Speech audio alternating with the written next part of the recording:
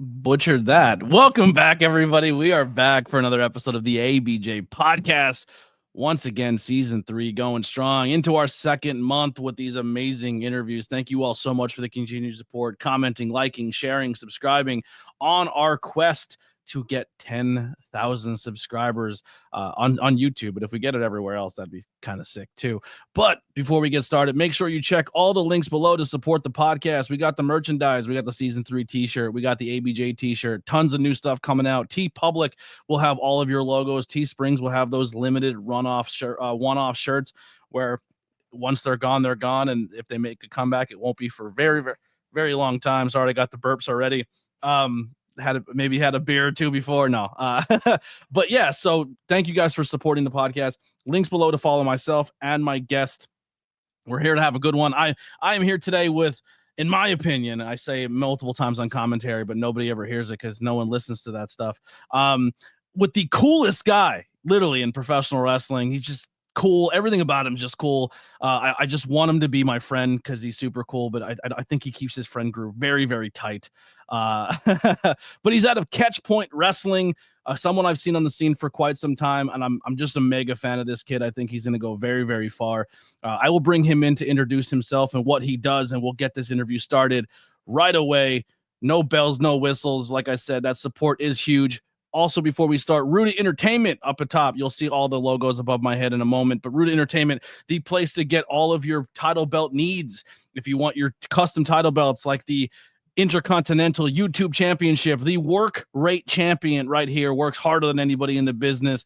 Make sure you hit him up for your belt needs. Also, the High Tension Wrestling Network, doing amazing shows out of the Philadelphia area in 2025, collaborating with a lot of great companies. Make sure you hit them up, watch their content. This episode will be airing on the High Tension Wrestling Network the next day, so you can check these out on Mondays, but then see them later on in the day on High Tension.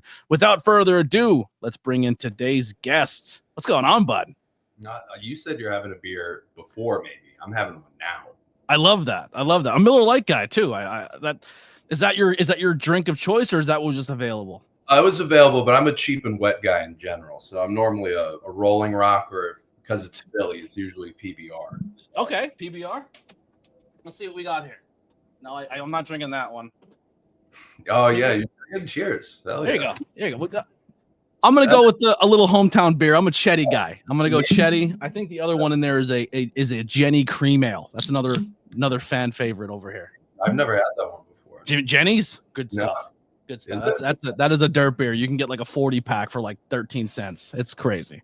Oh, that's perfect for me. Yeah. Yeah. So let people know who you are, what you do. I'm Tom LaRosa. If you're watching this, you've probably seen me around a little bit to a degree. If you don't, I do professional wrestling when I can, hopefully as much as I can. I don't know. I'm kind of just me for the most part. But yeah, professional wrestler is the main thing. So kind of pulling the curtain back a little bit. We met a couple times here and there. I really got to chat with you and hang out with you a lot Mania weekend. We were kind of in the same bubble most of the week between Labor of Love and Suplex Wrestling and stuff like that. And I'm going to be honest, for a minute there, I was trying to figure you out. I was like, is he the character all the time? Is it him? Is it one and the same? And then as I talk to him, I'm like, this fucking kid I love him. He's great. And then you back it up in the ring with that swagger and that attitude, and I became a fan favorite that weekend. You're awesome. I love it.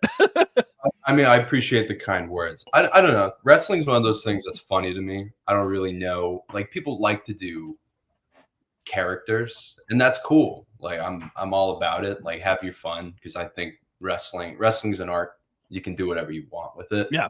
I don't really know how to be anything other than me for the most part. I could just kind of like exaggerate it a little bit, or I mean, depending on who you ask outside of wrestling, it's just still me.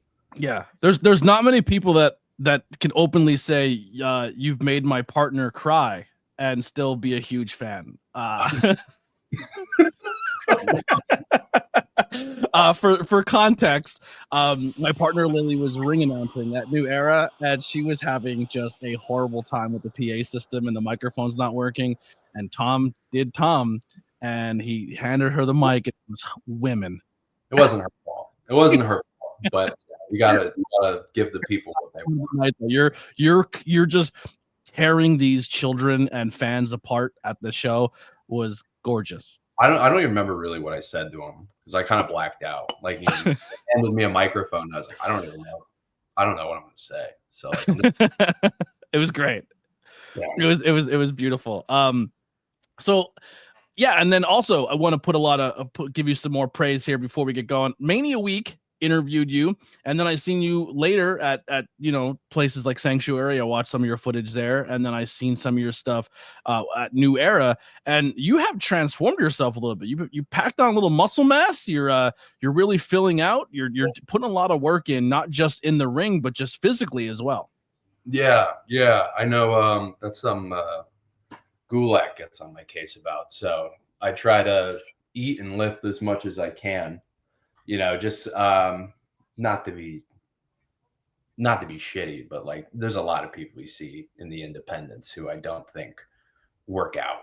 And to me, like, if you're an everyday person, like you don't gotta work out. Do whatever makes you feel healthy and shit. But I think we're all trying to get somewhere in this a little bit. And unfortunately that means you gotta look like you can do the job. And also like it does just generally help, like being more muscular, stronger, like because you're picking up somebody, you're putting their life in your hands. I was saying it's like the characters there, the rings there, the attitudes there, everything about you as a professional wrestler is there. If this kid puts a little size on, he's gonna be something people are gonna be talking about. He's gonna be on people's radars a lot more. And you have been putting that work in and continue to do so. And boy, I think the sky's the limit for you, especially in 2025. I hope so. I'm starting to get back in it. I feel like I took a holiday break, so now I'm back. So. Yeah. So we'll get into a little bit of what you're doing to grow yourself here, but we'll start here back at the beginning. When did you fall in love with professional wrestling? It's weird. Like I can't really pinpoint. Like it's probably around like 8 years old or something. Like I can't pinpoint the moment really, like specifically, but like I just remember like turning on the TV. And you see the Undertaker come out. And to me, I'm like, this is the coolest guy in the world. He's like, he's huge. He's covered in tattoos. He's wearing a fucking huge leather jacket. He's spooky. He just just kicks the shit out of people. So to me, this guy's the coolest person in the world. So like, I'm just watching every week all of a sudden. And you start seeing other stuff too. Like you see like Edge come out, and I'm like, this guy doesn't give a shit, and he's got a hot ass girlfriend, multiple. He went through a few of them, he went through a few of them, but he had Lita, and I remember going like, where's my Lita? I want to be cool, and I want to have a Lita who's also cool, like what the hell? So like I just remember like it's always kind of been there. So like a moment I can't really tell specifically when it happened, but it just always was kind of there. And I just remember always being like hooked by it. And then the older you get, I think just the more I appreciated the art of it, you have, it's just storytelling. It's just all storytelling. And I think some people don't get that. It's a very, theatric and sometimes goofy, but sometimes serious form of storytelling. And a lot of people, like, it's one, you either get it or you don't. Mm-hmm. You either kind of ride with it or you don't. It's wild too, because you're right now we're in a time where, and I'm probably regurgitating a lot of stuff here, but you have a company in AEW that treats it more, they try to treat it more sporty and more competition, and then WWE's more of like, no, this is we're telling a story more than we are worrying about what's happening in the ring. Like the ring work's still there, but one side's trying to be more like they're trying to balance it in two different ways. But at the end of the day, it is you're looking at you're telling story. The storytelling is regardless of what the match quality is. You should be telling the match a story while you're even performing in the ring as well. It's not just the promo work and in between. Well, that's how they treat it. And like, if you're like a Japanese, they treat it very much like it's a sport. You know, they have a lot of seriousness to it. There's goofiness in there too, but like there's a lot of seriousness to it. And that's also translates to the style of wrestling over there. But AEW, I think, gravitates towards that. Like that's the kind of stuff that obviously it seems like Tony really likes and he really wants to bring to the States. And I think there's a need for it because obviously people, you know, they just grew up on WWE and then they see something like this. A lot of people were like, oh, okay, like this is different. This feels different, you know? So what type of kid were you growing up? Were you always, were you a sports guy? Were you a theater kid? Did you kind of stay to yourself? Were you driving around Harleys with your rolled up sleeves and cigarettes in it? Who were you? No, I was probably a little bit later. I was always kind of a misfit. I don't think I didn't do any sports or anything. I don't know. There's always like kids that are kind of like off in their own little world, and I think I never really got along with people for the most part. Not that I didn't like people or want to get along with people, but people thought I was weird. And I think at some point if you kind of go through that long enough, I think you probably either change to kind of fit in a little bit more, or you just kind of accept like that's you. And I didn't really mind if people didn't want to be my friend at some point. I'm still kind of like that. I feel it. I respect it. I think that's why I gravitate to you. I'm like, I like this kid. He's cool. You just beat to your own drum. I respect that. A lot of people don't. So. Yeah, I'm a fan of it. I'm definitely a fan of it. Yeah. So, you know, growing up and stuff, and now you're lifelong pro wrestling fan. When did you start to pursue this industry, and how did you get started? So I heard David Bowie say one time, I can't give everything away.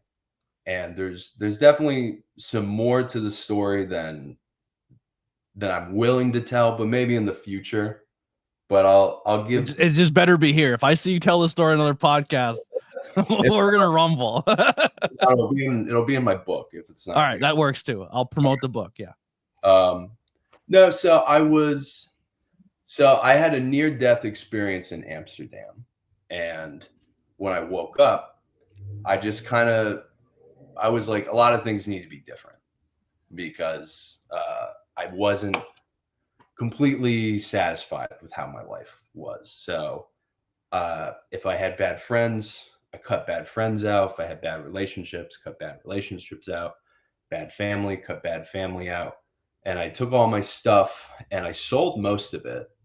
And I moved out to a different part of the city, kind of by myself, and meditated on a lot of things and tried to see kind of what I wanted out of life and kind of try to find direction because I felt like I was kind of aimless for a little while.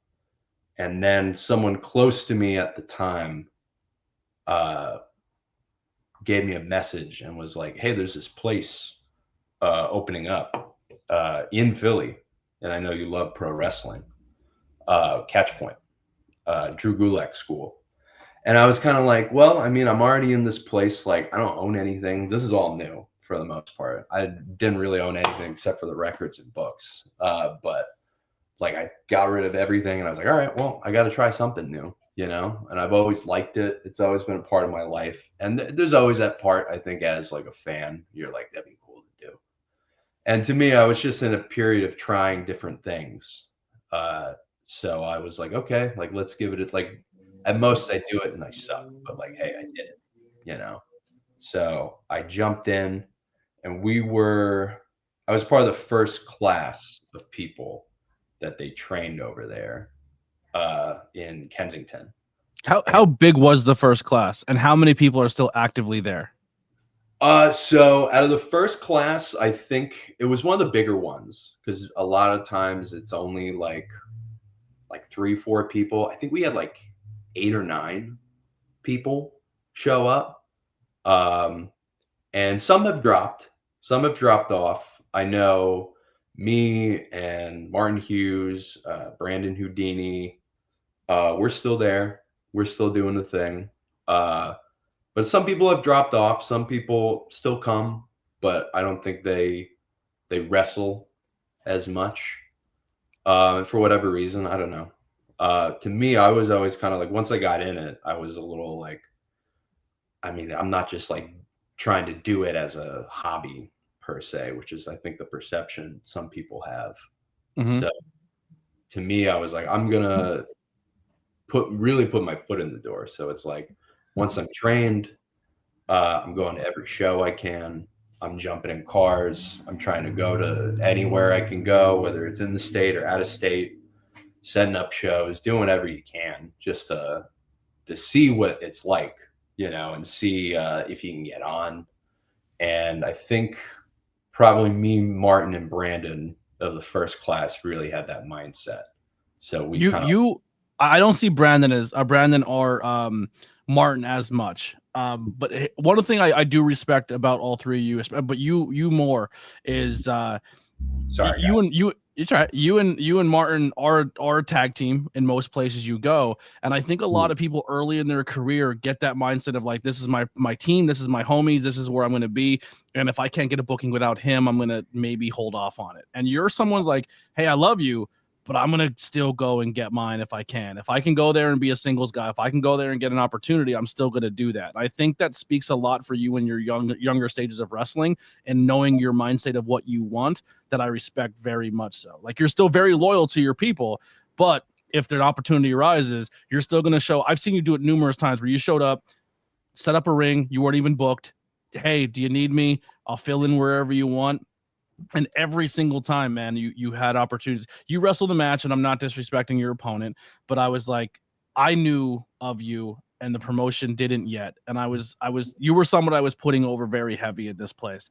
And I was like, he's wrestling an 85-year-old dude. And I was like, this is a nightmare. Like, how, like, he's so young in his career. Like, this is probably a stylistic matchup that's a nightmare for him. How is he going to show, like, how is he going to show what I've been saying about him in this predicament? Like, I was like, this is fucking shitty. Like, and no disrespect to your opponent or anything like that, but I was like, I painted a photo of you, and they essentially put you in a match. I was like, this is a no win, and you fucking won. Like, it was one of the most entertaining matches, and everything that I thought of you and perceived to you and said to you to these people, you went out and did that plus 110, and the next show they're like, all right, he's going to be a mainstay on our roster. Yeah, that was fun. I mean, like, I showed up just again, like, you gotta like I'll tell that story, but like to the fact of just like going to places, like, yeah, like I think a lot of people get like nervous, like they need their friends around to do stuff. I think most people are like that. But the support system is very heavy for them.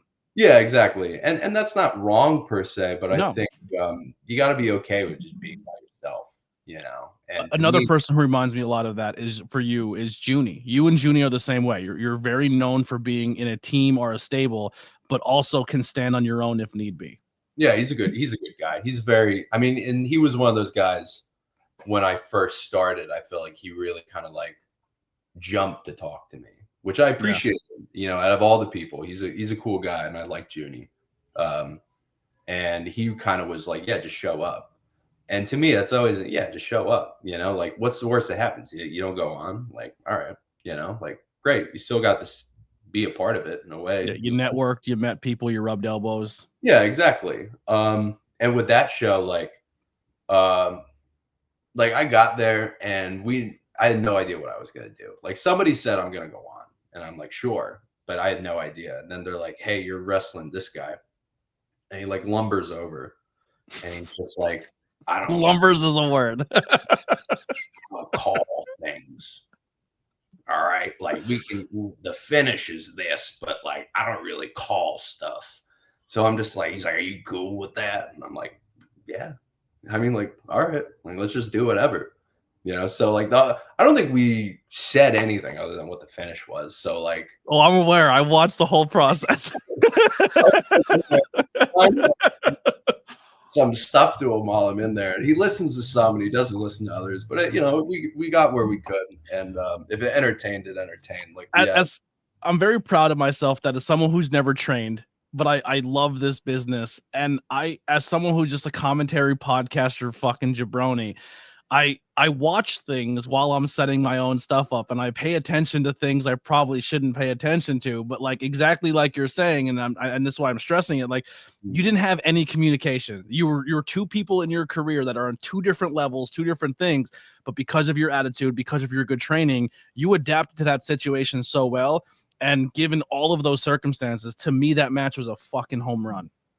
Yeah, it was exactly what people wanted. It was a good guy and a bad guy, and the bad guy got slapped around a bit. Yeah, we still found a way to win, look tough, and look like we can build you to the future. Yeah, and to your point too, like you're like, I don't, I'm not a wrestler, but I know things. Like, I mean, like you can know talent and you can know what quality is without being a part of it. Like Martin Scorsese's not an actor, but like he knows a good actor when he sees one. So like it doesn't matter. Like people can see quality when it's there. And I'm not saying I'm quality per se, but you are, because there's how long have you been in the business and training and doing this? So like about a year, maybe a little over a year. So you're under a year or just coming up on a year in this moment of your career, walking into a veteran who's up there in age, who can't move, who can't do a lot, but he can work. He's not a wrestler, but he can work. And he essentially tells you, we're going to call it in the ring, which someone in their first year of their career, not a lot of people can do that. Like they panic. There's people who are 6 years into their career who I watch. If something goes wrong off schedule, they shut down and don't know how to fix it in a match. And like I said, you went out there and called it in a ring with an old school worker and killed it. But that's the magic trick to wrestling that a lot of people don't understand. That's what they did back in the day. It's not like Steamboat and Flair are necessarily like Collins. Steamboat Savage, but yeah, well, these young kids. I just put them over in this fucking kid. I'm saying generally, like it's not like they're that like anything, because they just know how to work. So they just go out there and be like, all right, like the finish is this. We'll go out there and we're just gonna do our thing. Yeah. I know what you mean. Steamboat and Flair can call it in the ring. Savage was more of a scripted guy. Yeah. Like they can just move. Like it's what it is. And that's how it was back then. And I mean, like now it's different because there's a lot more like someone's like gonna pull like 450s out. Like some guy's gonna like triple backflip. Like you kind of have to go over that a little bit. But there is and there's positives to that and there's negatives to that. I do think sometimes it loses the magic, but sometimes it does add to it. It really depends on who's calling the match. But back in the day, they just worked, and I think a lot of people maybe get nervous about that. I don't know. To me, it's like go out there, just have fun. Yeah, and you definitely do. How were the beginning stages and finding your place in this industry and at your school? So I mean, I think a lot of people jump, and I saw it even at the school. Like a lot of people jump into stuff like wrestling. I think they have like a real expectation in mind and what they're going to do immediately. And to me, I'm just kind of like, I just wanted to learn, because some people I remember, because WrestleMania was coming up in Philly, people are like, oh, I'm trying to get bookings. And to me, I was like, I'm trying to just learn how to bump. Yeah. They had rose-colored glasses on. Yeah, like bookings, like I don't know what you're talking about. Like I just wanted to see if I could do it. And I've seen those people drop off, like or they really like, some people really pushed for like, I'm going to be like doing this as my character, or this is like my gimmick or style. And to me, I was like, I just want to learn. Like I really don't know what I'm doing yet. So I'm just going to like jump in and kind of see what happens. And Catch Point is they take it very seriously. So it's very like, if you get in there and Nate Wallace from the Rep is training you. You better be ready to take a bump. Like he's gonna bump the shit out of you. And a lot of people, I think, get put off by that necessarily. And to me, I don't care. I'm a bit of an adrenaline junkie, so you can hit the shit out of me, and I'm like, all right, cool. Like, let's see what happens. But they take it seriously, and the craft's really serious. So it was cool to be a part of that experience and see it, and just kind of go to shows with the mentality. Like, I try to put myself like in the mentality of people, like how the Indies was when like Punk or Danielson were like new, just jump in a car and go somewhere. So to me, I was like, every weekend I'm jumping in a car, like Friday, Saturday, Sunday, and I'm going somewhere. Like, it doesn't really matter where. And I try to still keep that as much as I can, and that's always been my mentality. And just learning how to like work, essentially, like learning what is wrestling.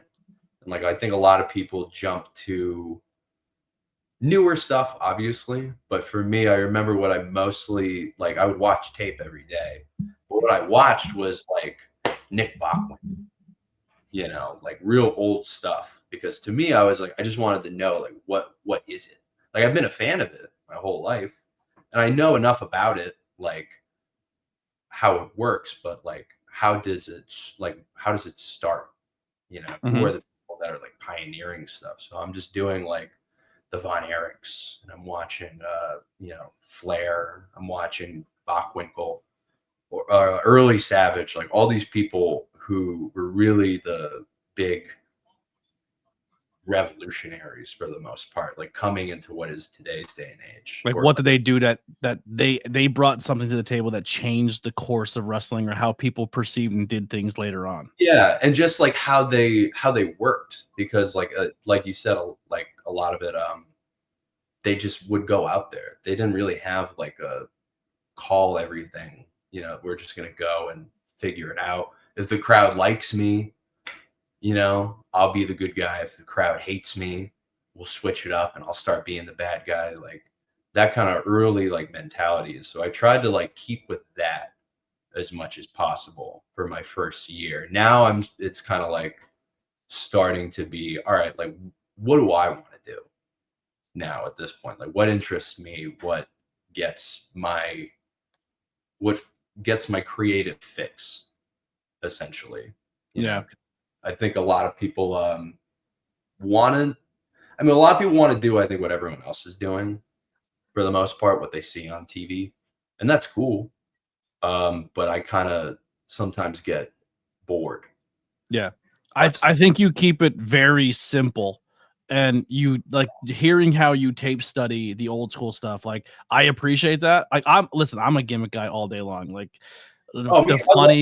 I love a good gimmick, but also like, I like when it's sometimes simple is good, like keeping it exactly what it needs to be, and not overstretching what you want to do and what you've been trained to do yet. And I think you've been on a good trajectory of learning, taking what you've learned, mastering it to the point you can, and making it work within the ring. And I think for me, that's what makes you stand out to me. Oh, thank you. Yeah, I mean, it's just I just want to learn how, like, especially my first and probably still coming, like, it's a lot of what the foundations of wrestling are, which is why I gravitated towards Gulak and stuff, because he's a very old school guy. He likes his British wrestling. He's a big World of Sport guy. So like, I watch that and I'm like, this is cool. Like I love this. And I don't know how many other people like are gonna tape study watching World of Sport. There's a lot, but like, it's like, here's what'd you watch? And they're like, I just watched, That's a match style that if you don't know what you're doing and then you try to replicate it, you're gonna bore the piss out of everybody. Yeah, I know. Well, that's the interesting part, is because like, I like a lot of that, but now it's like they're trying to do it with people who can't do it on TV, and you're boring the piss out of people. That's the interesting part. How do you bring that to a more modern audience? And there's different ways you can do it. But it's you got to be good. I think.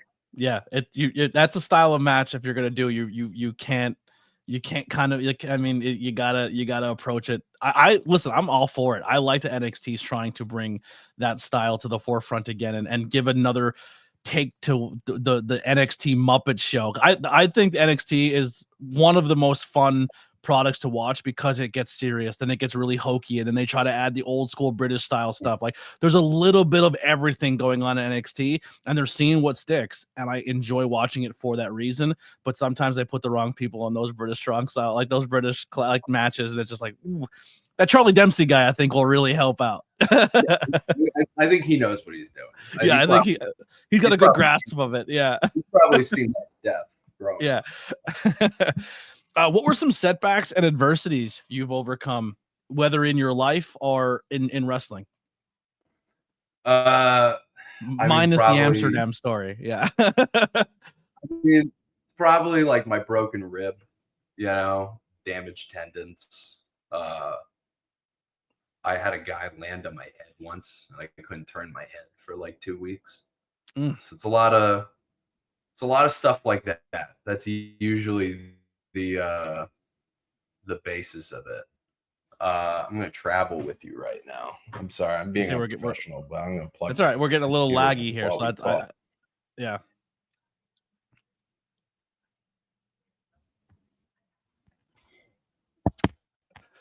Brother.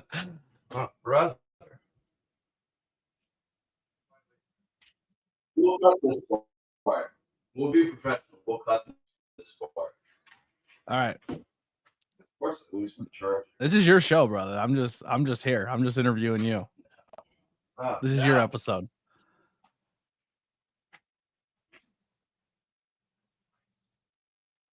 Dude, I know. I'm sorry. You're good. You're good. I know. I'm being unprofessional right now. Is there any way I can do it on the phone then? And we can mix these two clips? Is it why are you powering out here?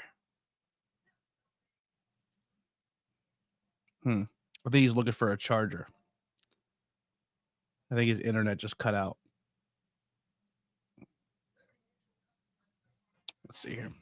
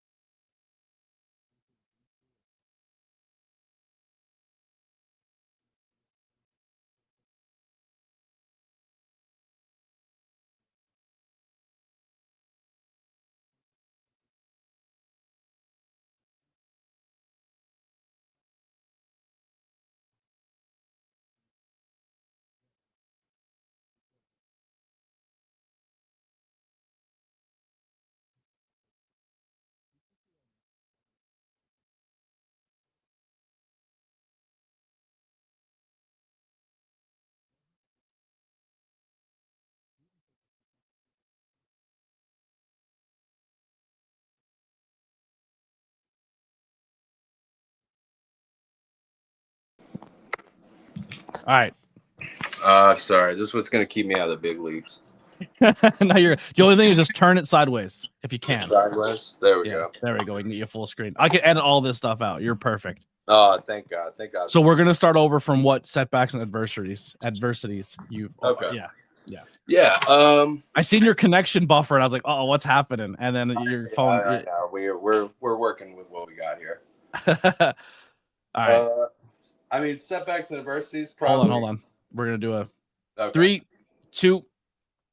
So, what were some setbacks and adversities you have to overcome in your career at this point? Personal or, in the business, minus the Amsterdam story. We're saving that for the book. Okay. Probably my broken rib, probably my damaged tendons in my right arm. I had a guy land on me once on my head at a show, and I couldn't turn my neck for like 2 weeks. That's always been fun. That stuff's always like, that's gonna come, but I definitely have been beat up pretty bad concussion. Those are usually, that's what's gonna come. So you had all these injuries within your first year? Within my first year. Yeah. Because I really haven't. I'm not obviously with you every weekend, but I watch people and I see what they post and I see their work, but like I don't really see you take a lot of time off this year. So if you're working through it. No, I worked through it all. Yeah, I had a guy gave me frog splash. He was a little heavy. And I felt like maybe he just bruised my rib. And then the next day when I was working out, I felt like a pop in my back. And I remember later that day, I had to wrestle in front of Gabe Swapolsky. And I was like, awesome. This is great. What's that guy's ever done? Like he'll never be anything, right? Yeah, NXT Evolve is coming out now. Yeah, exactly. So that was fun. Yeah, like it's always been kind of like I got my ass kicked all the time when I was younger. So I didn't necessarily I don't mind taking a hit. It is what it is. I'm okay with that. But those are usually the bigger ones. Then there's just always the act of balancing life with pro wrestling. You lose time on a lot of things. You lose, the ability to hang out with people if you just push through it. Which is okay. It is what it is. But that's kind of like what you have to do to get your foot in the door. Yeah. And even probably the more successful you get at it, you're probably going to miss birthday parties and funerals and dates. Done all that. Yeah. Though, that's usually what comes with it. And those are things you kind of have to overcome emotionally and physically, obviously, with the injuries. Don't be afraid to take a hit. Yeah. So this next question, it's usually it's hard to apply to someone in their first year. And I know from your attitude, if I ask you this, it's just a waste of both of our breaths about your peaks and have you hit it yet. So we're just gonna skip that one for now. That'll be when we touch base much later on down the road. But I kind of want to ask a question about your school. I've never been to Catch Point. I just lived vicariously through a lot of you guys and girls who come out of that school who I've met and worked with on the scene. And I'm very, very impressed with Catch Point of just the way their students conduct themselves. And I don't know if there's beef or heat or anything. I usually don't follow that with wrestling, but I'm very impressed with not just Catch Point, but we have a lot of really good schools in this Northeast between PA and New York and New Jersey and stuff. But Catch Point and the dojo, the Worldwide Dojo, really, really stand out to me of not just making good wrestlers, but good people. And I think that and the future of professional wrestling seems safe in the Northeast, at least in the Pennsylvania scene, because of places like Catch Point and the dojo.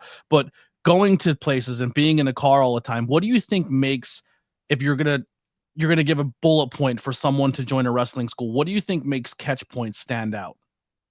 I think they take the craft very seriously, and we have a very large array of people there who are trainers, so you get different stuff any day you show up, from Gulak teaching you a lot of grappling and calling on the fly.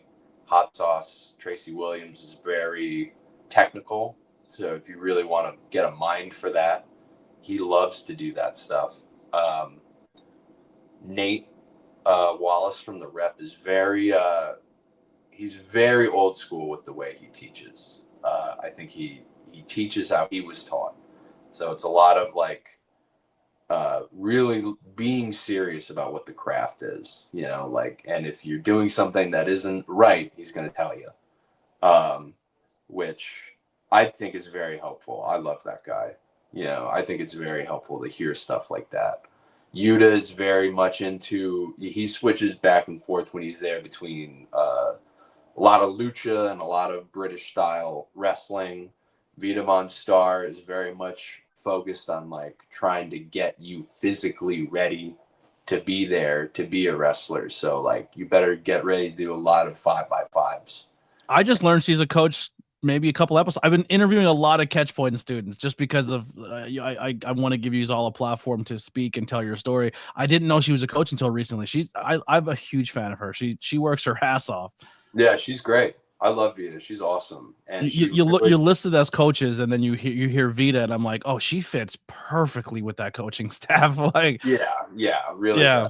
Good. And they're all they've all been linked to Drew in ways throughout their career. So whether he's helped coach them or they've just been in his sphere, and he's very, very good at what he does. Like he can really he'll like teach you little things, but he'll pinpoint on you. Also, Kurt Robinson there is great. Kurt's amazing. Drew very much pinpoints little things that you do. So like he'll watch you headlock, takeover, work up, cut off, Irish whip, and the whole time he's like, you take that, like he'll watch you do the whole thing and be like, you take that step off, take it this way. And you immediately start to feel better. Like he can really sit down and pinpoint what you do and be like, do this. Like I see you try that and it's not working. Try this. Like he already knows like what's going to help you. Yeah. And they're all really tough people. So yeah. Definitely. That helps with it, and I'm okay with that. I don't know how some other schools, and I'm not saying it's like an unwelcoming place. Like it's a very welcoming place. They very much want as many people to learn. They're welcome to all sorts of people and trying it out, but they do take the craft very seriously. So it's not. I've heard great stories too of them just like working the character work and helping people with their character work, of not just making you a tough wrestler or doing that stuff, but the character work side of things and the personal training aspect. Like I've been to schools where like, is weightlifting really something they tell their students that like, hey, you should go do it, but it feels like a catch point. They're like, no, you should go hit. Yeah, like all of you is like you're most of like, you have Houdini, you have Martin Hughes, you have Zenith, you have like these. I mean, you have Ben the Bean. We'll let them go. But I mean, most of them are in the last year. You guys, I'm joking, Ben. I love you, but your body has changed within a year span that has been impressive, and you can tell that it's coming from your training and your coaching, and it's awesome to see. Yeah, and I mean, they really just encourage also like working out and getting healthier in this way. Like you're going to be able to do it more. Like not to shit talk anyone, but like the amount of people I've seen who wrestle, and I'm like, I don't even know if you go to the gym. You know? It kind of blows my mind a little bit, but it is what it is. It's insane to me that people graduate a school and then say, well, I'm just not gonna go and do that anymore. I'm like, I just think that's such a missed opportunity. Like I'm not saying, like, I get times are tough and money's tight, but like a dojo or I'm just saying, just from the local Philly scene for people listening to this, but like you have the creative pros that are like this as well. You have the battle clubs up in New York, but like there's people who are part of that coaching staff who are on TV. And I'm not even saying from a standpoint of like, oh, will that get you on TV? Maybe not, but it'll also like they're going to bring people in to do seminars, or people are going to come to that school and train who are on TV that are in the town that day that just need a place to get a rep in. And if you're a student of that school, like, oh, you get to grapple with this person like that's a game changer. Yeah, it's awesome, man. Like we literally just had Nick Gage show up. So like rolling around with Nick Gage was awesome. You know, I know Martin was loving that. As a big Nick Gage guy, he was loving that. But yeah, like we get people all the time. Like we had I know we had Paul London show up. We had Ember Moon show up. Like we've had people. Athena, all right. Ember Moon was the old. All right. That's my sorry, personal favorite. So how dare you? All right. Sorry, brother. I'm sorry. I'm gonna be honest. If I was at a school and she showed up, I would probably mark out a little bit. I'm like, I just respect her as a talent. She's the greatest women's wrestler right now. Hopefully we talk again. But like I remember, I don't know. She's not gonna give a shit if I tell the story. Like she showed up and was like, I don't know how to park this car. Like I don't know how to parallel park. So I was just like, all right, I guess I'll park your car for you. And in my head, I'm just like, man, I'm parking her car right now. Yeah, you're parking the greatest women's ROH champion, the greatest ROH champion right now. Yeah, the longest reigning ROH champion. Yeah, I'm like, I'm parking her car right now. This is funny. You valeted. Look at you. Yeah. You made it. I know, right?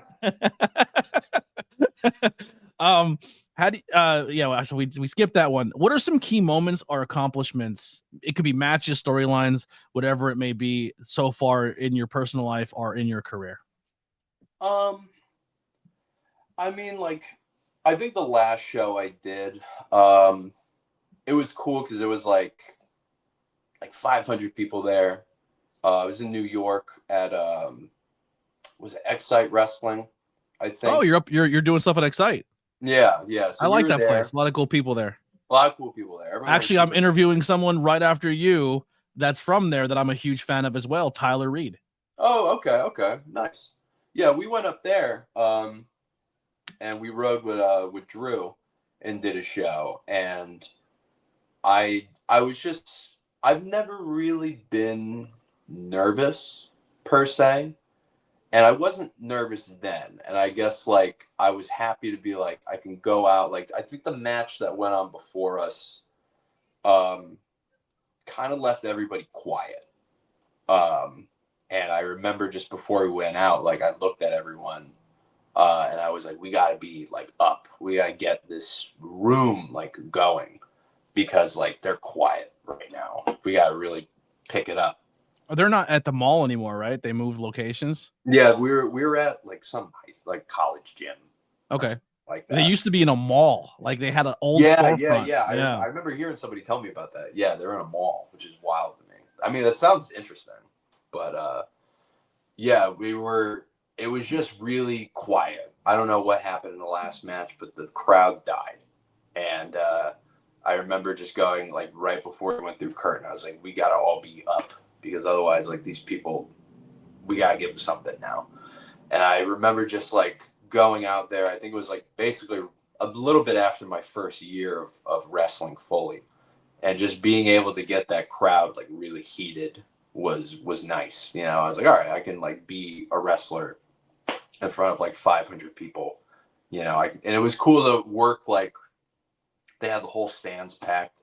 And there's always very much at Catchpoint, like, learn how to work for TV. So know your time, know your and know the crowd. So like you're not working just for the people in the front. You have to work for the people who got the shitty seat in the back. You know, so like you have to wrestle like big. You know, and that was cool to really implement that skill to be able to be like, all right, we have to work for the boyfriend girlfriend in the bleachers. Like they don't really get a good view. So the venue changed or put that in perspective for you. Yeah, exactly. And it was cool, like, because you get told that, you know, like, this is what you got to do. But then to actually go and do it well, I think, because we got the room heated was a great experience, you know. Were you in a tag match? Yeah, it was me and Martin versus two of the guys that wrestle over there. I'm terrible at remembering all my matches. Okay, because there's a tag team there, Chael Connors and TJ Epics. I'm a big fan of out of that school too. They're a really good tag team. Yeah, I want to go back and wrestle more of those guys because I had a great time. I'm a huge Sean Carr fan too. Sean Carr was like the first independent guy that I don't know if he's still actively at Excite as much, but he's someone too in that Binghamton area that I first seen him at a show and I was like, this guy, I love this dude. Like he's one of my favorites. They got a lot of talented people up there. And it was cool to meet a lot of them because they were all super cool. Everyone was nice up there. But it was cool to learn that skill. And otherwise, just I don't know. I'm happy to just not get nervous. I feel like a lot of people when they just start out are really nervous about stuff. What was your experience like in the Battle Royal at Mania Weekend at Suplex? Like I mean, I've done a ton of shows, but I walked out and seen 2,000 people surrounding us, and I was like, this is crazy. That was awesome. Yeah. That was wild. I remember I'm just like sitting around waiting to come out, and I'm like looking at shirts, and I forget who I was talking. I might have been talking to Yuta at the time because he was back there with us, and he's like, I think you guys got to go out there now. And it was like me and Martin went out at the same time, and we're just started like kicking the shit at people. And I remember like looking around, and I was just like, oh, there's a lot of people here. I didn't realize till I went up on the ring to like film, and I like put my camera on, like you couldn't see the end of the people in either direction. I was like, this is fucking crazy. Yeah, there was so many people there, but it was awesome because like to me, it even makes it easier to wrestle, in my opinion, because like the more people there are, is you don't have to focus so like when it's a smaller room. You kind of have to really focus in. Or that one person can stand out more. Yeah, when you're wrestling in front of like 8 people, you better learn how to read those 8 people while you're out there, you know. But if you're wrestling in front of like 2,000 people, like that's easy because you can just do whatever you want, you know. Like as long as you perform well and you still give them something. Like I just remember yelling at people, like because I don't think they really had any like heels. Yeah. You know, so I remember it was like first time we get out there and I just like look at some kid and I just start yelling at him. You know, I took a bump on commentary that day. Did you? Yeah, Thunder Frog came down with the hammer and I sold it. Yeah. I sold it on commentary. Everyone looked at me like, what's wrong with you? I'm like, you have to. Yeah, I remember them telling me they're like, we're gonna do this hammer spot. And I looked at Eric Martin. I was like, why don't you choke slam me and throw me out before we do that? Like, we'll have the other guys do that. You can throw me out before. He did it with he normally has a hammer, but he didn't have it with him. So he went to a comic book store down the street and bought a Thor toy and literally had like a fucking toy hammer. I remember they were talking about that in the back, and I was just like, I'm not gonna worry about that. I'm just gonna good. Go out there. I love that so much. Influences and role models, whether in the business or in your personal life. I mean, like I'll start by saying like all the people that train me, I really respect, and I try to pick their brain as much as I can when I'm there. And seeing how they like Hot Sauce and Drew and Nate, like, and Kurt, like I ask them a million questions as much as I can. And I try to see what they think is good because I think they're all very talented people. And I try to understand it through their eyes as much as I can. But I mean, otherwise, like, I always really admired, like, I tried to take things from different people. So, like, I always really admired people who were like Joan Jetts and Bob Dylan's, people who just really unapologetically them and moved through life that way, whether or not it aggravated people or not, and especially through their art. You know, I mean, to me, wrestling's art. That's all this is. Now, for how much music, and you just list off and then your background, I'm seeing musicians and records, and do you play any instruments, or do you just like music like that? I used to play guitar, and I taught myself a bit of piano, but I haven't touched up on that skill in a long time. Okay. I remember there was a period in the pandemic where I was like, I'm going to teach myself as many new things as possible. So I remember I was like teaching myself guitar, how to gut a fish, like all these like weird skills that I was like, I don't know when I'm going to put this to use, but like I'm going to try to see if I can learn it because there's all this time But I used to play guitar. I used to fiddle around with piano. I used to fiddle around with music stuff a bit, but it's been a long time. That kind of leads into our next one: hobbies or interests outside of your industry. I mean, right now I'm back into writing, so I'm working on a writing project, and we'll see where it goes. And if there's some music stuff too, but I don't want to be that guy that's like, oh, I'm doing this, and then I never put anything out. So like, when you say writing, what type of writing are you into? I usually do a lot of like script writing. Interesting. For like either stage stuff or like something I can film like real quick. So I have some stuff down. I also just like try to creatively write as much as possible, whether it's like whatever is like a rambling book form or like poetry or something like that. Like just to always keep my brain kind of really like creative. Very creative. I love that. That's super cool. It's funny how much like art it's and I always tell people like how much pro wrestling inspires everything. Like everybody wants to be either a rock star or a pro wrestler. Like they're one and the same. Like it is the same. I mean, like you look at a guy like Dylan, you know, like Dylan turned heel when he went electric. Like it's all about just like working the crowd. Yeah. It's very much the same thing. It's all like a creative theater performance that you put on for yourself, almost in a way, as much as it is for other people too. Yeah. You know? Now you said you have a lot of books too. Are you like an autobiography guy? Do you like stories? What are you reading? Right now I'm rereading an old favorite, a Murakami book called The Wind-Up Bird Chronicles. But yeah, I try to read as much as possible. Because again, also it helps with the writing. But yeah, I try to read whatever really. I'm not like a self-help book kind of guy, but like I like autobiographies of people that I like. Like I've read Bob Dylan's, I've read some wrestlers ones that I really enjoy. The Dirt is my favorite autobiography book of all time. Oh, really? Oh, it's so good. I'm an audiobook guy because I don't have the patience. ADHD in my brain does not work well with reading. I'll read 3 chapters and remember none of it.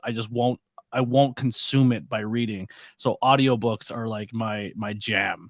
That's what I do when I work out. I'm an audiobook guy while I'm working out. So I'm like get through like 2-3 chapters in a worworkout.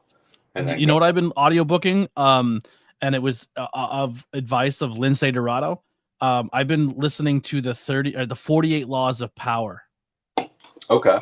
It's like he goes, I tell everyone in the wrestling business they should read this or listen to it, and it'll help you in the industry of performance art and just general, just like learning how to navigate certain things. And I'm just like, all right, I'll check it out. It's been very interesting. Is it? Okay. I'll check it out. It's a self-help book, but it's definitely super interesting. I'll try one. We'll see how it goes. Listen, the guy Lindsay's done some cool stuff, so I'll take his advice. You know. Okay, he's a cool guy. Yeah. Encouragements for a beginner. Anyone trying to chase their dreams or doing what they're doing. I mean, like, so for wrestling, like, you can hear the same people tell you the same shit like over and over again. You know, whether it's your slow downs, whether it's to like go to as many shows, watch tape. Like I'm not gonna rings, carry boards. Yeah, exactly. Grab a chair. Yeah, like I'm not gonna tell you anything new there. I think a thing that people don't really talk about that much is I think no matter what creative you do, you're always gonna have people that don't believe in you per se, but you're gonna have people that you love personally look at what you do and not get it, or you're gonna have people see you who you love look at you and be like, I don't see a future in you, like with this, I don't see this going anywhere, and like that's gonna suck, and that's always gonna suck. But the only thing you can really do if you truly love it is to just keep moving forward, I think. Like, and it doesn't matter what you do. Like if you're a writer or a painter, any kind of artist,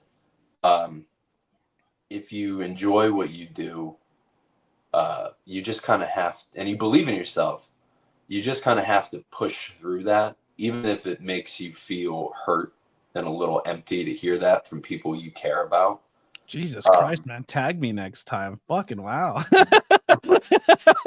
It just, it is what it is. Like people are always going to doubt you. It hurts more when you hear it from people you care about.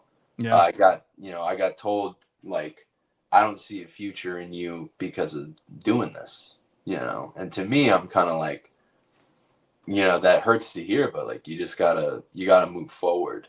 Yeah. No bullshit, dude. I'm not saying this because any other reason. I try to be there's a few episodes, and I'm not trying to shit on people, but like there's times where I just make a post and if someone hits me up and I'm like, all right, I'll give them a chance. I'll let them come and tell their story and stuff. But most of the time I'm very selective of who I have on here because it's people I genuinely care about and genuinely think that I have a future. And you're definitely one of those dudes, man. Like, I'm genuinely a fan of you as a person and what you do in your industry in just less than a year's time, the way you conduct yourself. And now having this conversation and hearing about you as a person and more what makes you tick, I'm even more of a fan, kid. And I'm telling you, like, if you keep your mind where it is and keep grinding and you put yourself around the people you put yourself and the schools that you're at and the people you're around, the sky's the limit for you. Like, you have a lot of potential. I appreciate that, man. I appreciate the kind words. You've always been someone when I've been around was always supportive and cool, like a lot of people just, and you've seen it too. We've all been a part of it. Yeah. Just brush you off. They don't give a fuck about you. Yeah. It's about them, and to me, yeah, like I want to do good at what I do. I want my art to be good, but like I also don't necessarily want to change who I am, to do it. I don't want to be fake, and a lot of people. I think that's what makes you stand out to me is because you're you. I think that's what I dig the most about it. It's the same with you. Like, I think you've always just been like, this is what I think, like when I meet you and I talk to you. So to me, I'm always like, all right, this guy, like, he's willing to be him. He's willing to say what's on his mind, and he's good or bad, right? Good or bad. Good or bad. Good or bad. Like, not everyone's a fan, but the thing I like about you too is like there's honesty, and I respect that, but there's also like just the show of kindness, that goes a long way for people, because some people can just be honest, and that's cool. I appreciate it, but if someone's still willing to be kind, that's a whole nother thing. Because a lot of being people, kind and giving constructive criticism is something I try to do as well, because like I don't always just blow smoke at people's asses and be like, you're the best, I really like you. Like, if you go out and shit the bed, I'm gonna say like, hey man, that probably wasn't my, like, if just from my take, I'm nobody, but just giving you, because feedback in general is good. I want it, I need it. Like, and I make art too. This is my art, this is my platform, and if someone's always telling you you're amazing, it's not helping you all the time. And Green Ant taught me that. Like, Green Ant told me before, like, don't fucking sugarcoat people. Like, if they fucking suck that night, tell them they suck so they can get better at it, but do it with kindness. And that stuck with me forever. Like, that, I love that dude so much. Not Green Ant anymore. Who is he? Ultimo Ant? Ultimo Ant, yeah. Ultimo Ant, my bad. Sorry. I'm like Cornette, where I meet Cactus, and you know what I mean? Like, you're Cactus forever, you know? I get that. But yeah, that stuck with me. Like, I sometimes it gets me in trouble and sometimes it doesn't, but just being genuinely honest with people is just like, hey, that was a stinker. You know what I mean? Like, I thought I was going to have, I thought we were going to, that night, that match we talked about. And like I said, no disrespect to your opponent. He's out there making art too. He's hanging in there. He's a very nice guy. I had a great conversation with him, but I was like, man, I wish I can rechange the order of the card and put you somewhere else. Cause I just felt like this was a way that this was not going to showcase you in the best light. And then after the match happened, I was like, that was the best thing the universe ever did, because you were put in a situation where you had no win and you found a way to win. Like from a worker standpoint, to a crowd, to the people in the back, to the people that mattered to, like, you just proved you're a fucking worker. Like, that was huge. Oh, I mean, thank you. Yeah. I mean, like, and to me too, like, I always want like constructive criticism. Like, I've wrestled, like, and that's why I do like Catch Point, because they're very willing. Like, you go and do a match and you think like, man, this was really good, and you show it and they're like, here's everything you fucked up, and here's every opportunity that you missed to make more out of it. And you're like, you can't get deflated by it. Like, as much as it's like, fuck, You know, I wish there was a podcast school like this. Like I'd love it. I need something like that. you got to start interviewing podcasters. Yeah. I do, but like the only problem is this industry is really cutthroat, and when you try to collaborate and work with other people, they only care about getting themselves over, and it's hard to find genuine people who care about you just as much as you care about them.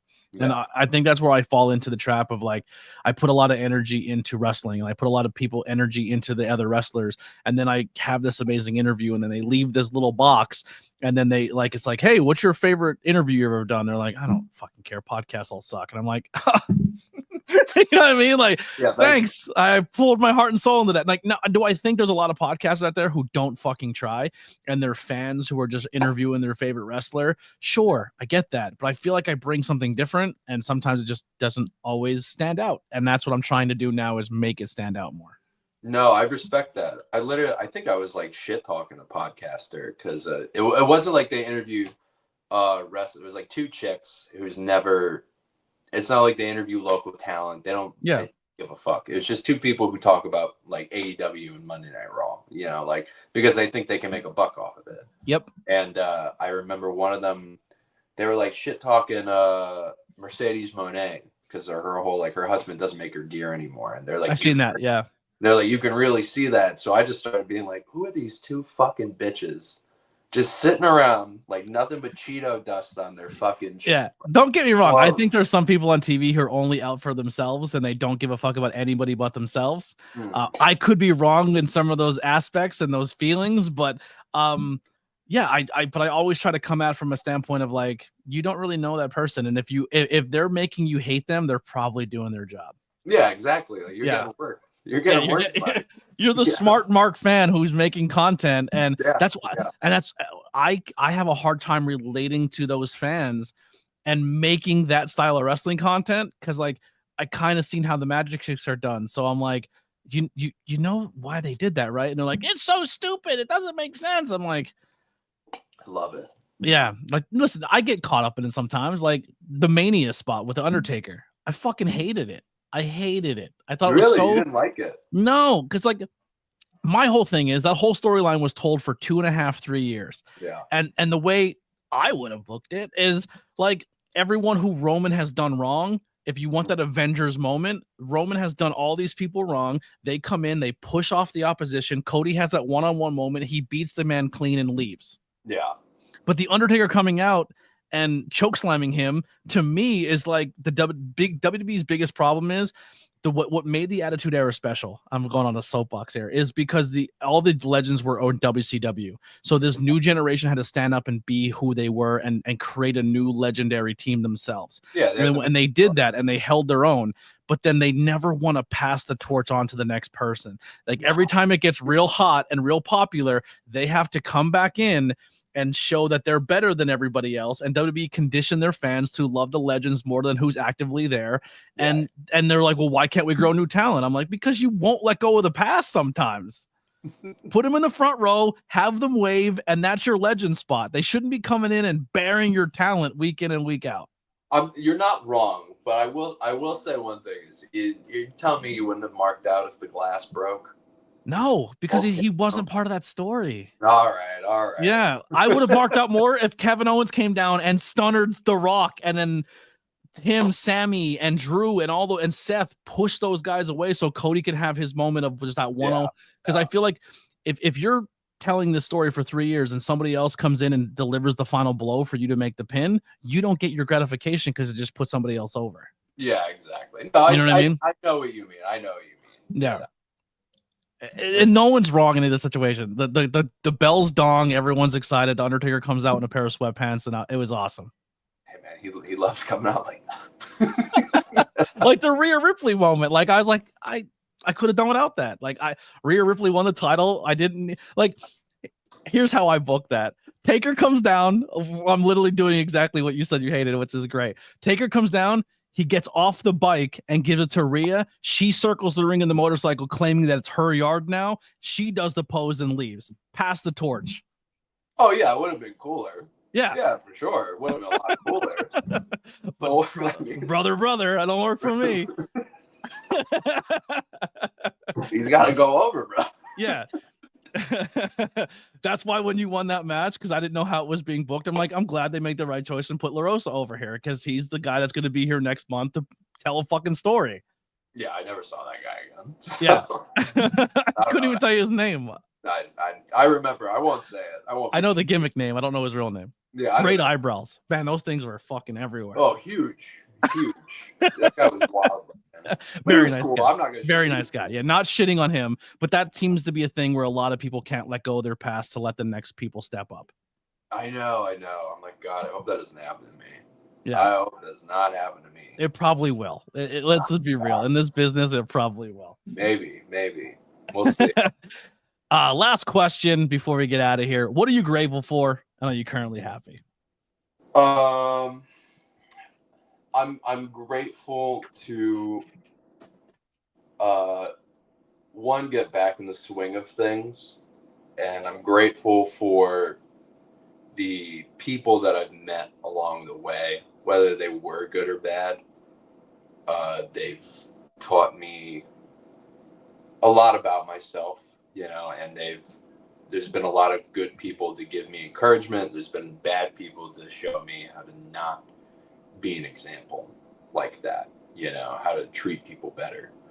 Am I currently happy? I don't know, dude. Is anybody? It's just the little moments of happiness are what are important, I guess.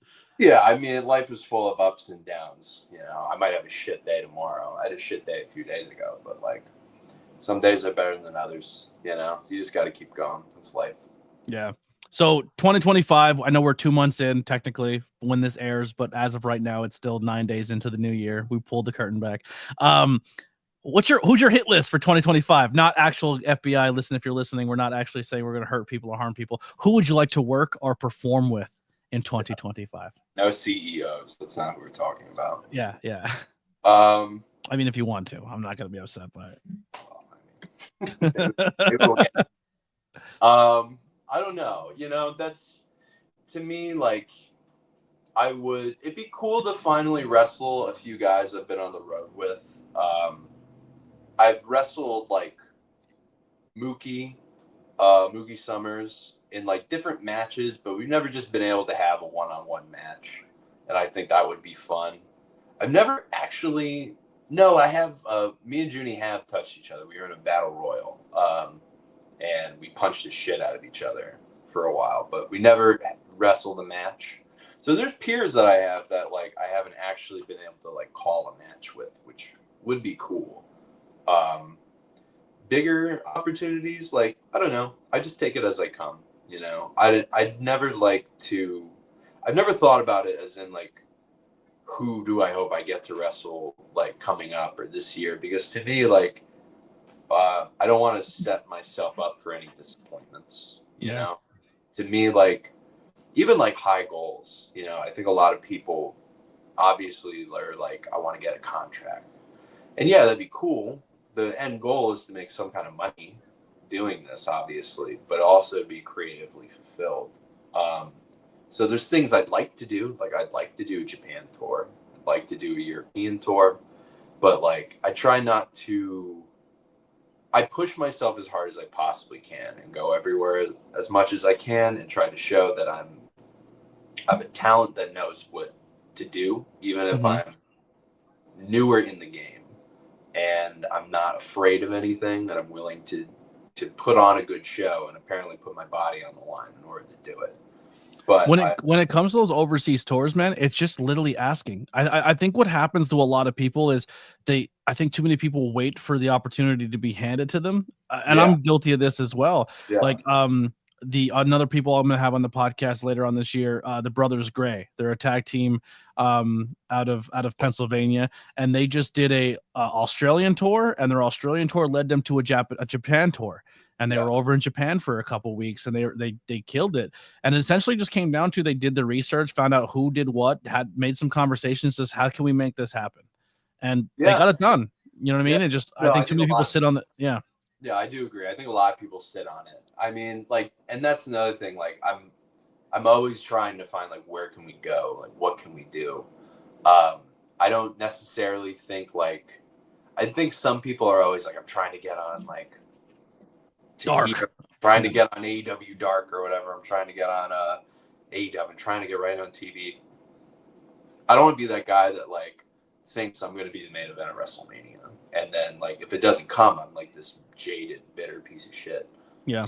So to me, I'm just like, I enjoy doing this, and I know I work hard, so I try to push myself and see how far I can go, and you know, I will push for myself, but I'm never necessarily like, maybe I should project more. I should be that guy who does that, but I never want to be like disappointed in life. You know, like I don't want to do this whole like, oh, like I was meant to do all this. Like no one's meant to do anything, you know? So to me, like, I just want to go and see what I can do and see what life brings me. I have like an idea in mind of like the future I want for myself, and I'll work to that, but I don't necessarily have dream opponents per se or anything. Like what comes my way, and I'll do good. I think what I would love to see for you is and unfortunately I was hopefully going to do it with the powers I had at that point in time, but I want to see you in a story arc. I want to see you work an actual angle with somebody and have a tape that it's not just, hey, I showed up this weekend, did a match, or I was in a battle royal, or I was in a 6-man or a 4-way. I want to see you in a one-on-one situation where you get to be creative and do a storyline with somebody. And I mean, I'll put it out there, and if somebody else wants to book it, please do it. But I thought you and Skylar Kincaid would have been a really cool storyline with your two characters. He's been around a long time. He has a brother who's on TV. He knows what he's doing. And you of that new guy who just needs that person to push him creatively. And I thought you two would have been a really cool. He doesn't get excited very often. It's hard to get him out of his house to wrestling shows. But he was super impressed with you. And I was like, he's motivated. And if you're his motivation, that would be cool to see something pursue with it. No, and I loved working with him, and I would do it again in a heartbeat. I mean, and that was the thing, like, because the moment you're referring to, like, I sometimes, especially in like the last year, ended up with happening sometimes, just like I'd be doing wrestling, but then sometimes like it can be kind of like creatively killing in a way, because like you show up, you're gonna work a no-name match, you're gonna fight a guy. Because it's a lot of, especially in the early on, it's just trying to prove that like you can move, you know, or you're trying to network, you're trying to even just get on, but then you're not handed anything, you know? So at some points where like you've been doing that for so long, you can be like bored almost. So I remember doing that, and I liked the match. Everything was good. I loved working with him. And then, you know, it's like, here's a mic, just go and talk. And to me, I was like, oh, I'm so happy. Yeah. Sometimes it's really like if I get on a show, I'm really just like, I know I can work, but like give me a mic. Yeah, and that was my vision. Just like, hey, this show, we're going to make sure this person gets an opportunity to say something in front of the crowd, and then this person gets to say something backstage, and let's start breadcrumbing storylines so every single match in the cold card has a creative story, and it's not just, hey, your main event's the only thing we're worried about, and everybody else is filler in between. And I thought, and that's what I was really trying to do there.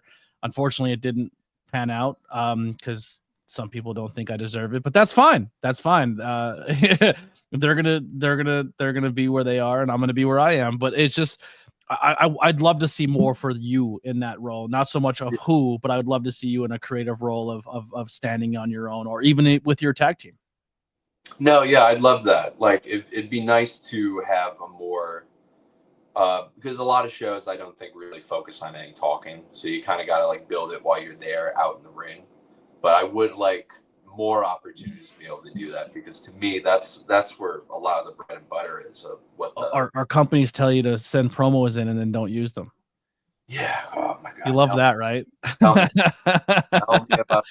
Yeah, no. I'll put it over again because I know I'm going to sound like a broken record. I love that Catch Point's doing those little vignettes of each school, like person in the school, like I'm this person and da. Like I love them. I want more of them. I think whatever team came in to record those and using the social media, Catch Point social media, beautiful. You guys do a great job. Yeah. Especially I think for a lot of people who don't necessarily go out of their way sometimes, like I think it's a good stepping stone for some people, you know, to really like help get them on their feet, to put them out there. There's a lot of really good wrestlers, but the charisma is at a 2 and their wrestling's at a 9, and it's just how do How do we put more tribute points in that category? Yeah, exactly. It's just another skill to build. You know? Yeah. Awesome. Where can people find and support you?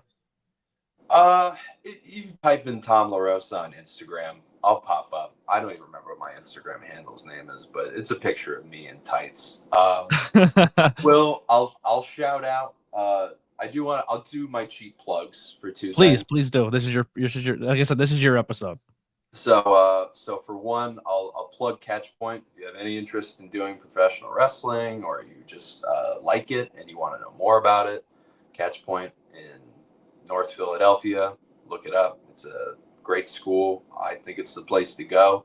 And if you're an animal person in the Philadelphia area, please look up Philly Bully Crew. They're a group of people that help foster and rehabilitate dogs in the local areas, usually specifically pit bulls, just because the amount of them that are at shelters is a lot. So they go out of their way to help pay for medical bills and get dogs homes. And I think they're very good people. So give them a follow and support them. I love that. Awesome. Thank you so much for doing this. Like I said, that social media is tough to get a hold of you, but we got it done. I'm very thankful. I'm a bit elusive. I know. Yeah. You're tough. You're tough to nail down, but I think that's what I appreciate about you. We got to enjoy a beer. We had a good podcast. I had a good time. I hope you did as well. Everybody, thank you so much. Make sure you hit those links below to support myself, my guests. Check out Catchpoint Wrestling. Follow them on social media as well. And we'll see you guys on the next one. Hang out after. Don't jump out of the screen right away. And we'll see you guys next time. We're out of here.